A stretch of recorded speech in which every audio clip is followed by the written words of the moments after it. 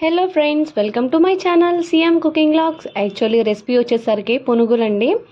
ఎప్పుడైనా సరే పునుగులు అంటే మేము ఏం చేస్తామంటే దోశ పిండిలో మైదా పిండి కొంచెం కలుపుకొని అట్లా పచ్చిమిర్చి, ఉల్లిపాయ అండ్ దాంట్లో కొత్తిమీర, కరివేపాకు వేసుకుంటే టేస్ట్ బాగుంటుంది. హెల్త్కి కూడా మంచిదన్నమాట.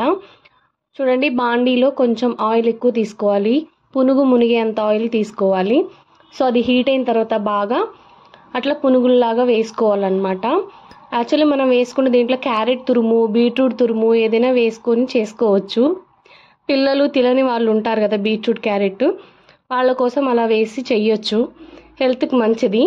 ఆయిల్ కూడా అసలు పీల్చవు, చాలా తక్కువ ఆయిల్ పీల్చుతాయి. అసలు ఆయిలీగానే ఉండవు.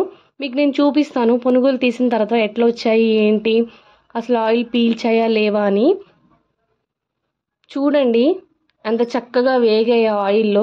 ఆయిల్ బాగా హీట్ అయితేనే పునుగులు అనేవి చక్కగా వస్తాయి, లేకపోతే కళాయికి అంటుకుపోతాయి.